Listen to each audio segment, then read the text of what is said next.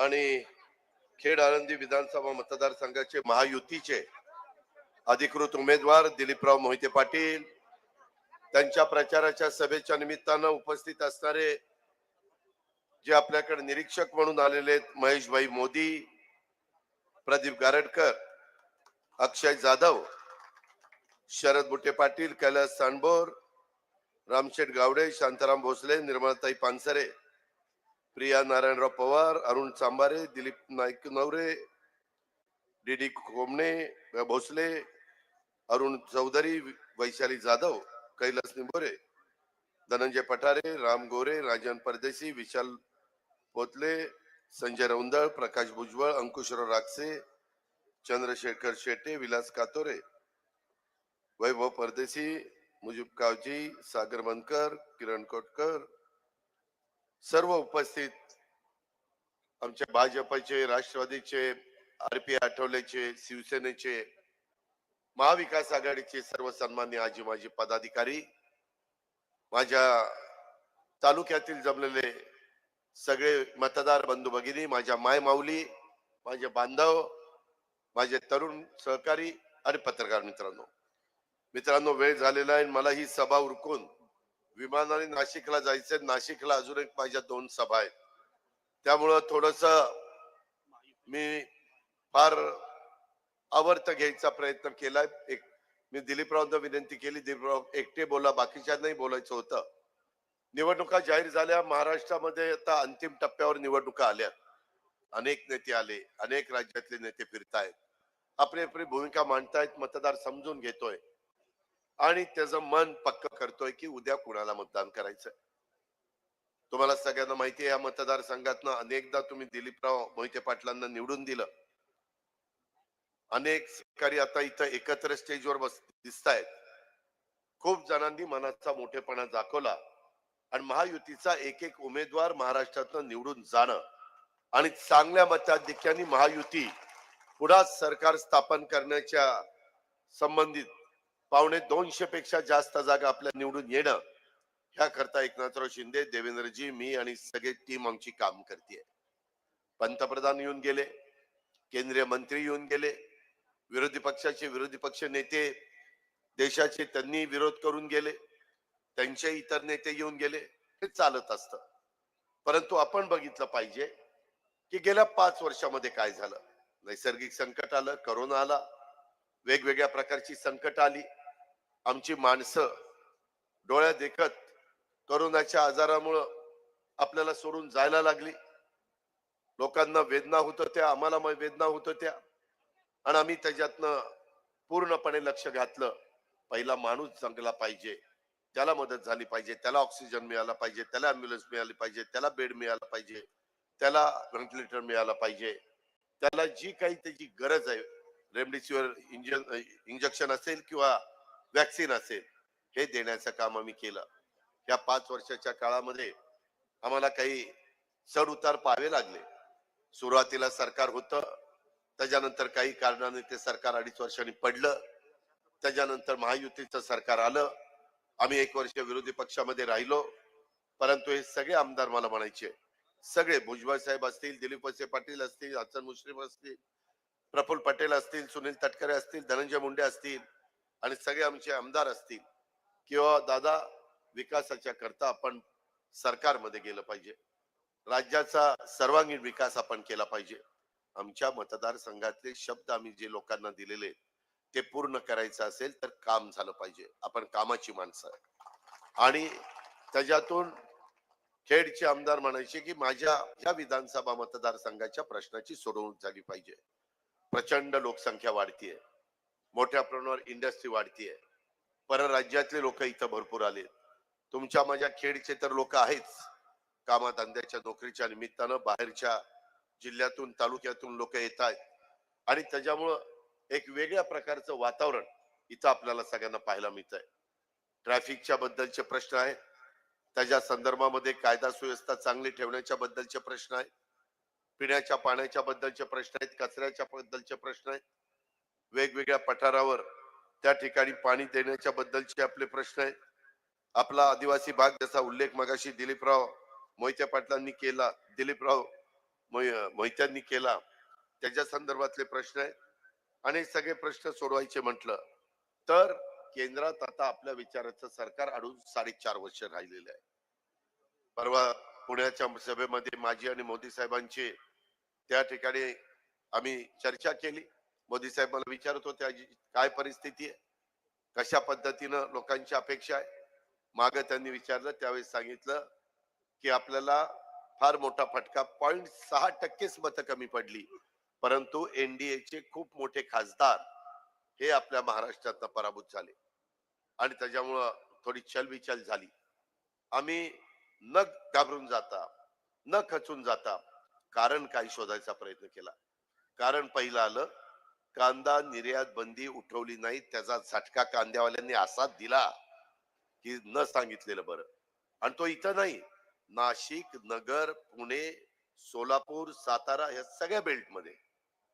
कारण कांद्याचं पीक घेणारा वर्ग मोठा आहे, कांदा उत्पादक मोठा आहे. कांदा निर्यात बंदी उठवली, ते म्हणले ठीक आहे आता आपण उठवली. आता भाव चांगले मिळतात की नाही, एक काम झालं की नाही, महत्वाचं काम होतं त्या काळामध्ये, ज्यामुळं तुम्ही आमच्यापासून जरा रागावला. तुम्हाला तो अधिकार आहे, आपण घरातली माणसं, आपण परिवारातली माणसं, रागवल्याशिवाय आम्हाला पण कळत नाही. पण ते रागवताना थोडं दमानी एकदम सीटच पाडून टाकतात. जरा थोडासा चिमटा काढा ना, आपण झटका जोरात देतात. असा झटका देऊ नका. त्याच्यामध्ये आपण एकमेकाला समजून उमजून घेऊया. माझी तुम्हाला त्या ठिकाणी विनंती आहे की एकंदरीतच काम करत असताना हा कांद्याचा जो प्रश्न आम्ही सोडला, तसा आमचा मागासवर्गीय समाजामध्ये संविधान बदलणार, अब की बार 400 पार, बरोबर नरेटिव्ह सेट केला. कशाला 400 पार पाहिजे? 300 मध्ये देखील सरकार येत आहे, 275 निवडून आले तरी सरकार येत आहे. अब की बार 400 पार कशा करता? तर संविधान बदलायचंय, घटना बदलायची, आरक्षण काढायचंय, सगळं काही करून टाकायचंय. बर ती असं का पर्क्युलेट झालं आमच्या मागासवर्गीय समाजात, समाज ऐकायला तयार नाही. मी सांगून दबलो, बाबा चंद्र सूर्य आहे तोपर्यंत भारतरत्न डॉक्टर बाबासाहेब आंबेडकरांचं संविधान कोणी मायचालाल बदलू शकत नाही. एवढं ते संविधान अत्युच्च आहे, अशा पद्धतीचं आहे. त्याचा विचार आपण केला पाहिजे. त्या संविधानाने तुम्हाला मला 140 कोटी जनतेला एकत्र ठेवलेले आहे. जाती सलोखा निर्माण झालेला आहे. आपल्याला भेदभाव करून चालणार नाही. मी नेहमी सांगतो, योगपुरुष छत्रपती शिवाजी महाराजांच्या रयतेचं राज्य जसं होतं, 18 पगड जाती 12 बलुतेदारांना बरोबर घेऊन त्यांनी हिंदवी स्वराज्याची स्थापना केली, तशा पद्धतीनं आम्ही ह्या राज्याला पुढे नेण्याचा प्रयत्न करतोय. शेवटी सगळी आपली माणसं आहेत, त्यांना त्या ठिकाणी कुठं अंतर देऊन चालणार नाही, समाज ऐकणार नाही. आणि त्यामुळं जसं संविधानाचं झालं, आता काही केंद्राची निवडणूक आहे, अजूनही विरोधी पक्ष नेते येतात आणि ते संविधान दाखवतात. मध्ये तरी कोरच संविधान दाखवलं, तो अपमान केला बाबासाहेब आंबेडकरांचा. अहो विरोधी पक्ष नेते, तुम्हाला अपमान करायचा अधिकार कुणी हो दिला? असं नाही चालणार. त्या संदर्भात अनेक जण येऊन आणखीन काही सांगण्याचा प्रयत्न करतात. तो सीए कायदा आणला, परदेशामध्ये असणाऱ्या भारतीयांना पुन्हा एकदा आपल्या देशामध्ये आणायचं मायदेशी, तर कुठली तरतूद नव्हती, त्याकरता तो कायदा आणला. अनेक देशांच्या मध्ये अराजकता आहे, युद्ध चालू आहे, युक्रेनला चालू आहे, रशियाला चालू आहे, इस्रायलला चालू आहे, पॅलेस्टाईनला चालू आहे. तिथं मध्ये बांगलादेशमध्ये काय घडलं, पंतप्रधानच निघून गेले, रातोरात विमानात बसून गेले. राष्ट्रपती पळून गेले श्रीलंकेचे, त्यांच्या बंगल्यात जाऊन लोक त्या स्विमिंग पूल मध्ये डुंबत बसली. काय काय केलं सांगू नका. अशा प्रकारच्या घटना घडतात, तिथं आपले असणारे भारतीय घाबरून गेले. त्यांना बायदेशी आलं पाहिजे. जसं माझ्या खेडचा, राजगुरुनगरचा, चाकणचा एखादा मुलगा राज्याच्या एखाद्या टोकाच्या भागामध्ये गेला आणि तिथं काही गडबड झाली, तर आपण घाबरून बोलवतो ना, ये बाबा इकडे ये. कोरोनाच्या काळात तुम्ही बघितलं, एवढे बाहेरच्या राज्यातले लोक आली, सगळी रेल्वे बंद होती लॉकडाऊन मुळे, आपण एसटी दिल्या आणि त्यांना बॉर्डरला सोडलं तिथं आणि ते चालत गेले. काही काही तर इथनच चालत गेले. कधी काळ वेळ कशी येईल सांगता येत नाही. आपण ते बघितलंय, आपण ते अनुभवलंय आणि म्हणून तो कायदा आला. परंतु मुस्लिम समाजाला सांगितलं आता तुम्हाला इथनं गोळा करणार आणि बांगलादेश आणि पाकिस्तानला देणार पाठवून. काही जण म्हणले आता हिंदू राष्ट्र करणार. काहीही फेक नेरेटिव्ह सेट करतायत. आपण वर्षानुवर्ष एकमेकाला आधार देतो, गुण्या गोविंदाने राहतोय. आपल्याला खूप प्रश्न आपल्या आमदारांनी सोडवलेत, महायुतीच्या सरकारने सोडवलेले, सगळ्या महायुतीच्या घटक पक्षाच्या कार्यकर्त्यांनी सोडवलेले. जागा एकच आहे. त्यामुळं भारतीय जनता पक्षाचे अनेक माझ्या सहकाऱ्यांचा, शांताराम असेल, शरद असेल, बाकीचे सगळे सहकारी असतील, त्यांचं मी मनापासून आभार मानतो, धन्यवाद देतो. त्यांनी मनापासून साथ दिली. मला माहितीये की त्यांचं दिलीप मोहिते यांचं किती सख्य मला चांगलं माहितीये, कारण ही सगळी एक काळी माझ्याकडेच होती. त्याच्यामुळं मला सगळ्यांचं अंडी पिल्ल म्हणत नाही, पण बरंच काही माहितीये. त्यामध्ये अरे मध्येच काय रे तुला हुक्की येते. त्यामध्ये अक्षय जाधव आमच्या शिवसेना शिंदे गटाचे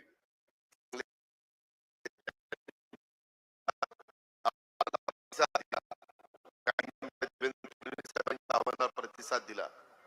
काही आमच्या पण ओळखी आहेत, आम्ही त्यांना विनंती केली.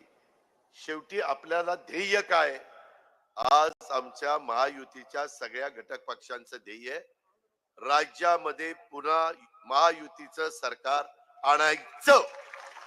आणि त्याकरता महायुतीचे जिथं जिथं उमेदवार उभे असतील, मग घड्याळाचं चिन्ह असेल, धनुष्यबाणाचं चिन्ह असेल, कमळाचं चिन्ह असेल, ते चिन्ह त्या ठिकाणी आपल्याला कुठल्याही परिस्थितीमध्ये बटन दाबून निवडून द्यायचंय. इथं मशीन 2 नंबरला नाव आहे आणि ते बटन आपण दाबायचंय. हे मला कचरा केलेला आवडत नाही. माझ्या बहिणी सगळ्या तिथं सगळ्या अंगावर पडते रे. त्याला घ्या रे पोलिसांनो, घ्या ताब्यात, त्याला चालेल. बघा ना माझ्या पण अंगावरती पडते. अरे गुलाबी आहे, गुलाबी आहे, कितीदा गुलाबी आहे, आता कळलं ना गुलाबी गुलाबी. लोक म्हणतील गुलाबी शिवाय याला काही दुसरं दिसत नाही काय.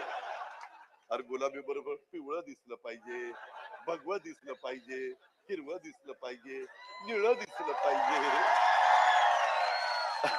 मित्रांनो गमतीचा भाग जाऊ द्या. सांगायचं तात्पर्य आपण सगळ्यांना बरोबर घेऊन जातो. कुणाचा अनादर करण्याचा अधिकार तुमची माझी मराठी संस्कृती नाही, महाराष्ट्राची तशा प्रकारची शिकवण पण नाही. उलट मी खेडकरांना, राजगुरूकरांना, चाकणकरांना सांगी, आम्ही अनेक वर्ष प्रयत्न करत होतो. तुमची माझी मातृभाषा आहे, शिवाजी महाराजांच्या आधीपासून चालत आलेले, तिला काय 1000 वर्षाचा इतिहास आहे. त्या मराठी भाषेला अभिजात भाषेचा दर्जा द्या. एवढी सरकार आली, कुणी काही डुंकून बघितलं नाही. मोदी साहेबांनी मात्र झटक्यात तिथं आपल्याला अभिजात भाषेचा दर्जा त्या ठिकाणी दिला. जे आहे ते आहे, बाकीच्यांचं नाही धाडस झालं. आमच्या ऊस उत्पादक शेतकऱ्यांच्या डोक्यावर इन्कम टॅक्स होता. 25 वर्ष आम्ही पाठपुरावा केला, नाही कुणी काढू शकलं. प्रणव मुखर्जींना भेटलो, पी चिदंबरमला भेटलो, एके अँथोनीला भेटलो. यावेळेस अमित भाईंकडे गेलो. म्हणलं साहेब हे खूप वर्ष आहे. ते म्हणले हो माझ्या पण गुजरात मध्ये आहे तसं. म्हणले काढलं पाहिजे, काढूया म्हणले. मागची लोक ते द्यायची.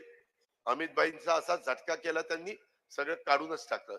9,500 कोटीचा इन्कम टॅक्स माझ्या महाराष्ट्रातल्या ऊस उत्पादक शेतकऱ्यांचा काढला. आणि परत आम्ही सांगितलं साहेब आम्ही एफआरपी पेक्षा जास्त भाव देतो.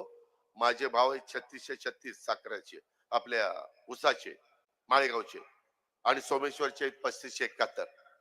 कुणाचा घास नाही, एवढे भाव आम्ही दिलेले. शेतकरी समाधानी आहे. त्यामुळं जास्त भाव दिला तरी इन्कम टॅक्स बसला नाही पाहिजे. मग ते म्हणले साखर आयुक्ताला सांगतो, त्यांनी तपासलं, त्यांची सही असेल तर इन्कम टॅक्स नाही बसणार. ह्या पद्धतीने काम झालं पाहिजे. आज आपल्याला पुन्हा एकदा महायुतीचं सरकार आणण्याच्या करता दिलीपराव मोहिते पाटलांच्या घड्याळाच्या चित्राच्या शेजारचं बटन दाबायचंय. आपल्याला नाशिक फाटा ते राजगुरुनगर ही मेट्रो जोडण्याचा आपला वाद आहे. मधी आम्ही पंतप्रधानांना सांगितलं, पंतप्रधान साहेब आज तुम्ही गेल्या 10 वर्षात 10 लाख कोटी रुपये आपल्या राज्याला विकासाच्या करता दिले, आणि आता 1 लाख कोटी रुपयाची कामं ही आपल्या राज्यामध्ये चाललेली आहे. त्याच्यात एक नवीन काम पहिल्या कॅबिनेटला पंतप्रधानांनी मंजूर केलं. कोणतं? पालघरला वाढवण बंदर 30 वर्ष कुणाला करता आलं नाही. एवढी महत्वाची साईट आहे. एवढ्या मोठ्या मोठ्या बोटी तिथं लागतील. जेएनपीटी पेक्षा चांगली साईट आहे. तिथं पंतप्रधानांनी पंतप्रधान झाल्यानंतर पहिल्याच कॅबिनेटला आपल्याला ₹1,00,000 कोटीचं बंदर मंजूर करून दिलं. 10-12 लाख मुला मुलींना तिथं रोजगार मिळणार. आम्ही आता तिथं विमानतळ करणार. आपल्याला केंद्राचा निधी पाहिजे. आपल्याला उद्याच्याला नॅशनल हायवे करायचे. आपल्याला मेट्रो वाढवायची. मेट्रोला 20% पैसा त्यांचा असतो, 20% राज्य सरकारचा, 10% तिथल्या स्थानिकचा आणि 50% आपण कर्ज काढतो. आज ती पुण्याची मेट्रो पण आपल्याला पार चाकणपर्यंत पुढे आणायची. कारण कशा प्रकारची ट्रॅफिक आहे तुम्ही बघताय. तिकडं पार आपल्याला वाघोलीच्या तिकडे न्यायची, तिकडे सासवडला न्यायची, इकडे भुगाव पर्यंत न्यायची, अशा तिकडे कात्रज पर्यंत न्यायची. हे आपलं काम आहे. हे केल्याशिवाय गत्यंतर नाही. प्रचंड लोकसंख्या वाढतीये, गाड्यांचं प्रमाण वाढतंय. आता मधी सगळ्यांनी सांगितलं दादा या चौकात खूप गर्दी होती, चौक मोकळे करा. काही टपरेवाल्यांना काढावं लागलं. ते नाराज होतात. चौक मोठे करायचे म्हटले तर अतिक्रमण काढावी लागतात. सगळ्यांना खुश ठेवून कुठलंच काम करता येत नाही. मी 25 वर्ष पिंपरी चिंचवड महानगरपालिका बघितली. तिथेही मी मोठे रस्ते केले, फ्लायओव्हर केले, डबल फ्लायओव्हर केले, अनेक गोष्टी केल्या. तुम्ही सगळे साक्षीदार आहेत. पण जुना पुणे मुंबई रस्ता करताना तुम्हाला आठवत असेल राजगुरुनगर वाल्यांनो, चाकणवाल्यांनो, स्वतः माऊली लांडगेचं घर मध्ये आलं. आमदाराचं घर पहिलं मला काढावं लागलं. आठवा जरा. पुण्यावरून आलो ना की आमदारांचं घर तिथं मध्येच होतं, कासारवाडी. ते काढावं लागलं. आम्ही सुरुवात आमच्यापासून करतो. उद्या कोणी म्हणायला नको अरे ह्यांची माणसं बाजू त्यांचं वाचवतात आणि आम्हाला चिरडतात. ही आमची नीती नाही. हे पण आपण सगळ्यांनी लक्षामध्ये ठेवावं. आणि ह्याच्यातून आज हे मेट्रो आपला नाशिक फाटा ते राजगुरुनगर, चाकण राजगुरुनगर, आळंदी महानगरपालिका करण्याचा आपल्याला विचार करायचा आहे. आपल्याला करावं लागेल. मधी एवढं पिंपरी चिंचवड मोठं झालंय, पुणे मोठं झालंय. आपल्याला ही महानगरपालिका केल्याशिवाय माझ्या अजून एक महानगरपालिका डोक्यात आहे, हडपसर, तिकडं वाघोली, तिकडं मांजरी, तिकडं लोणी काळभोर, तिकडं उरळी कांचन, तो सगळा भाग. एवढे भाग मोठे झाले, एवढी लोकसंख्या वाढली. शेवटी सुविधा दिल्याशिवाय लोकांचे प्रश्न सुटत नाहीत.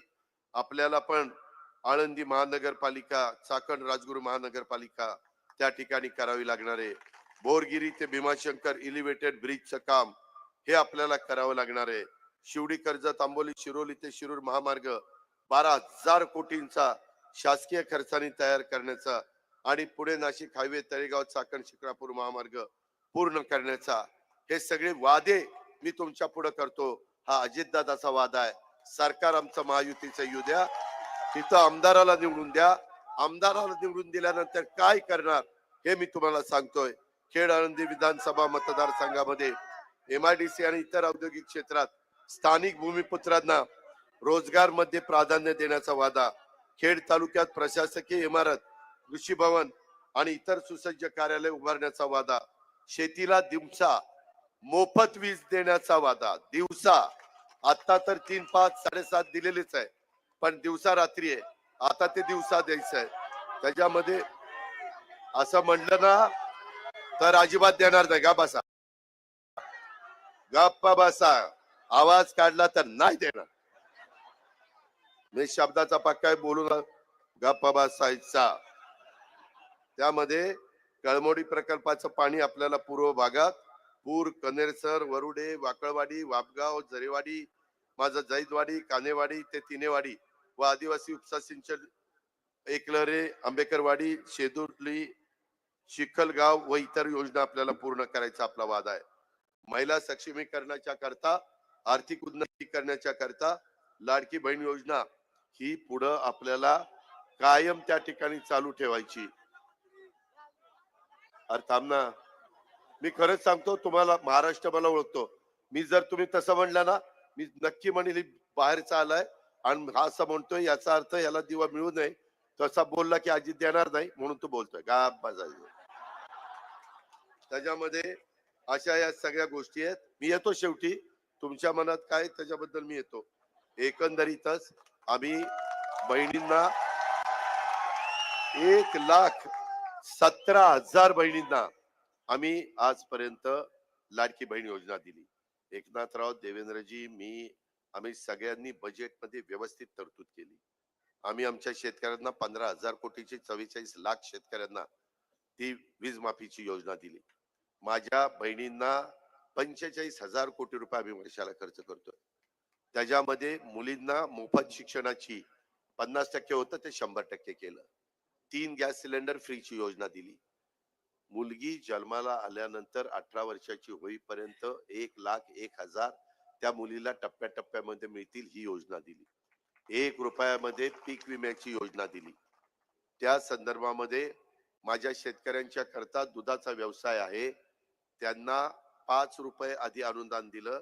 आता 1 ऑक्टोबर पासून ते 7 रुपये गाईच्या दुधाला केलेले.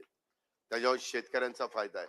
काही शेतकरी म्हणतात दादा काही पैसे बाकी राहिलेत, आचारसंहितेच्या काळामध्ये तुमच्या अकाउंटला जास्त लगेच पैसे टाकता येत नाही.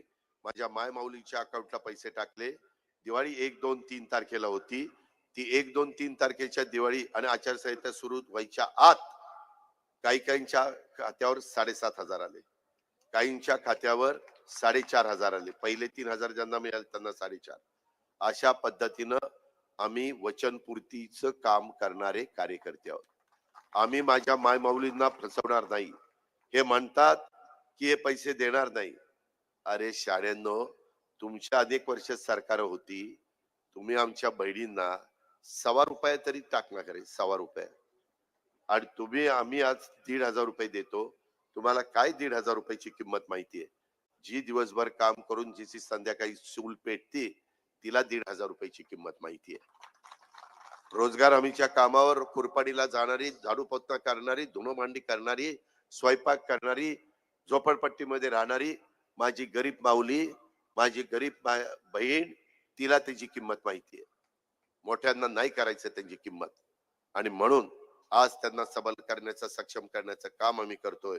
मी सहज बघत होतो आपल्या इथं जवळपास 1,17,000 आणि आपले मतदार किती आहेत?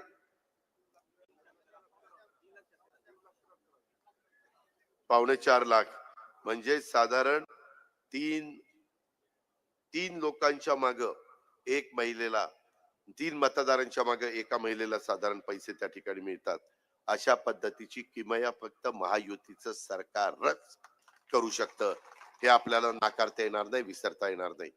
आणि मी तुम्हाला सगळ्यांना सांगतो की हे पुढे चालू ठेवायचं असेल, हे पुढे चालू ठेवायचं असेल पुढे 5 वर्ष, तर ते तुमच्या हातात आहे.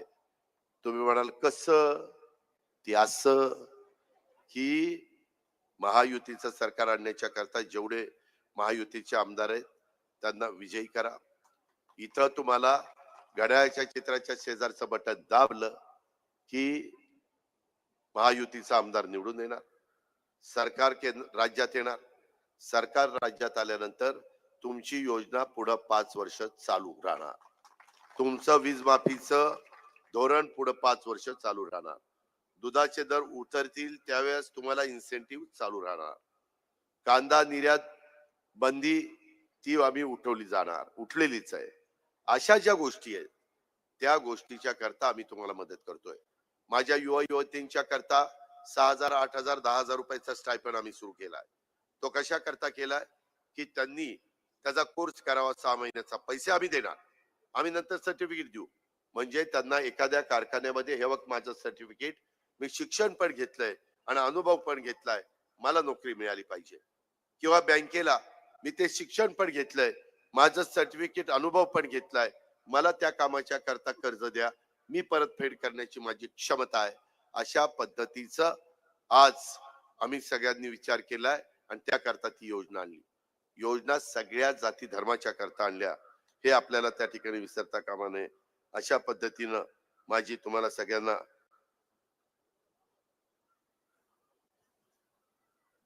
अशा पद्धतीनं तुम्हाला सांगतात. मला एक कोणी सांगितलं की इथं शरद बुट्टे पाटील भाजपचे नेते हे विकासात्मक मुद्द्याबद्दल बोलून विरोधक कसे निष्क्रिय आहेत हे जनतेसमोर मांडतात, म्हणून त्यांना टार्गेट केले जातं, त्यांच्यावर वैयक्तिक टीका केली जाते. दिलीप अण्णा मोहिते हे उत्कृष्ट विधानसभेत मुद्दे मांडून तालुक्याला न्याय देतात, स्पष्ट बोलणारा नेता ही दिलीपराव मोहिते पाटलांची ओळख आहे. अशा पद्धतीनं त्यांना मध्ये पुरस्कार पण मिळाला, उत्कृष्ट वक्ता, चांगलं भाषण केलं त्या पद्धतीनं. ही चांगलं भाषण म्हणजे समोरच्याला सोडूनच काढतोय बाबा.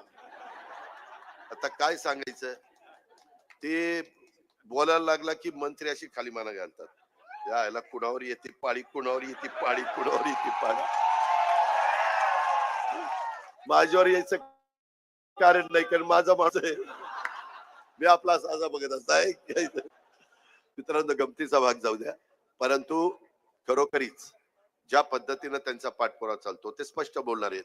कधी कधी लोकांना वाईट वाटतं की काय बाबा हे सांगतात, परंतु तुमचे हेलपाटे वाचवण्याच्या करता, तुमचं काम मार्गी लावण्याच्या करता असं त्या ठिकाणी बोलावं लागतं. ही पण गोष्ट तुम्ही सगळ्यांनी या निमित्तानं ध्यानामध्ये घ्या. आज माझ्या खेड तालुक्यामध्ये 3 महत्वाची धरणं झाली. त्यावेळी माझ्या खेड तालुक्यातील जनतेचा पूर्ण हक्क आहे. तालुक्यातील गरज भागून जो उर्वरित कोठार आहे तो इतर ठिकाणी दिला तर तालुक्याचं काही म्हणणं नाही. माझा चास कमानचा जो कॅनल आहे त्याला तर लाईनिंग करायचं राहिलेलं आहे. 72च्या दुष्काळात झाला, सगळं बदा बदा बदा गळतंय, ते पुढं पाणीच जात नाही. त्याच्यामुळं तुम्हालाही तिथं पाण्याची कमतरता राहणार नाही. तिथं लाईनिंग करताना मी आजच सांगतो, कधी कधी तुम्हाला भीती वाटते तिथं लाईनिंग केलं की आमच्या विहिरी आटतील, तिथं लाईनिंग केलं तर आमचे बोर आटतील. तसं होणार नाही. लाईनिंग करत असताना काही काही ठिकाणी जिथं ओढे नाले आहेत तिथं आपण एस्केप करू, आणि ते एस्केपला थोडं पाणी सोडलं की पाझर तिथं चालेल आणि लोकांना शेतीला पिण्याला पाणी कमी पडणार नाही. तुम्हाला मी सांगतो, एवढ्या नवीन नवीन गोष्टी, एवढा रिसर्च झालाय, खूप काही तुमच्या करता करता येऊ शकतं. फक्त ते पदरामध्ये पाडून घेण्याची आपली सगळ्यांची त्या ठिकाणी तयारी असली पाहिजे. हे मला या निमित्तानं आपल्याला आवर्जून सांगायचं. मला काल काही मान्यवर आलेले होते, त्याच्यामध्ये त्यांनी त्या ठिकाणी दिलीप मोहिते पाटलांच्यावर टीका केली, परंतु मला कळत नाही की 2019ला याच ठिकाणी दिलीपरावांच्या सभा झाली आणि त्यावेळेस खेड तालुक्यामध्ये प्रचंड वाढलेली गुंडगिरी फक्त दिलीप मोहितेच मोडून काढू शकतात. त्यांच्यात ती धमक आहे, म्हणून त्यांना उमेदवारी दिलेली आहे. तुम्ही त्यांना निवडून द्या, ते इथली गुंडगिरी व दहशत मोडून काढतील आणि इथल्या दहशतीला मुकाबला करतील, असं त्या ठिकाणी सांगण्यात आलेलं होतं. हे 2019ला सांगितलं. मी आज आपल्याला सांगतो, आता पुन्हा 5 वर्षाकरता निवडून द्या, दिलीपराव दहशत गुंडगिरी मोडून काढतील. त्यामध्ये कुठलीही पण अडचण येणार नाही. या आमदारांच्या मध्ये ती धमक आहे. मी पण पोलिसांची मदत त्या ठिकाणी देईल. जे चुकीचं असेल ते चुकीचं, ते कुणी का असना, सीपी ला सांगेल, एसपी ला सांगेल, जे कोणी पीआय पीएसआय असतील त्यांना त्या ठिकाणी सांगेल. त्याबद्दल दुमत असायचं काही कारण नाही, त्याबद्दल आपण काळजी करू नका. अजूनही आरोग्याच्या बद्दल, अजूनही शिक्षणाच्या बद्दल, अजूनही इतर कुठल्या कामाच्या संदर्भामध्ये हे प्रश्न सोडवण्याच्या करता देखील आपल्याला राज्य सरकार आपल्या विचाराचं असलं तर त्याच्यामध्ये अडचण येत नाही, कारण केंद्र सरकार आपल्या पाठीशी आहे. केंद्र सरकार आपल्याला मदत करायला तयार आहे. आणि म्हणून माझी तुम्हाला सगळ्यांना सांगणे, आपण प्रचंड संख्येने आलेला आहात. खूप काही गोष्टी अजूनही सांगण्यासारख्या आहेत. माझी तुम्हाला एवढीच आग्रहाची विनंती आहे, नम्रतेची विनंती, कळकळीची विनंती आहे, हे सगळे आमचे भाजप, शिवसेना, राष्ट्रवादी, आरपीआय एका स्टेजवर बघितल्यानंतर आता हे सगळे एक आलेले आहेत. आता समोर काही नाही असं समजण्याचं कारण नाही. निवडणूक कधी एकतर्फी नसते. आपण अतिशय काळजी घेऊन निवडणूक लढवायची असते. ही गोष्ट लक्षात ठेवा. समोरचा माणूस तुल्यबळ आहे असंच समजायचं असतं आणि निवडणूक लढवायची असते.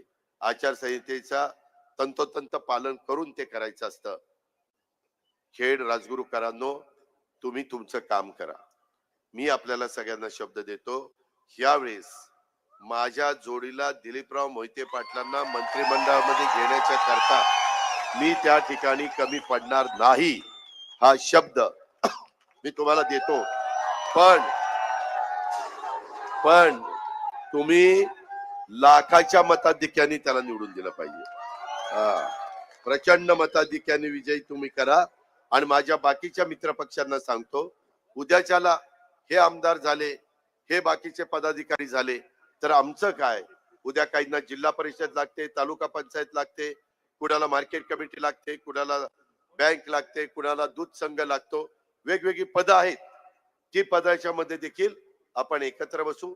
ज्याच्यातनं माझ्या खेड तालुक्याचं भलं होणार आहे ते करण्याच्या करता आपण त्याच्यामध्ये निश्चितपणे पुढे त्या ठिकाणी जाऊ. मी श्री अमर मच्छिंद्र बोराडे हे खेड आळंदी विधानसभेमध्ये अपक्ष म्हणून उमेदवार आहेत.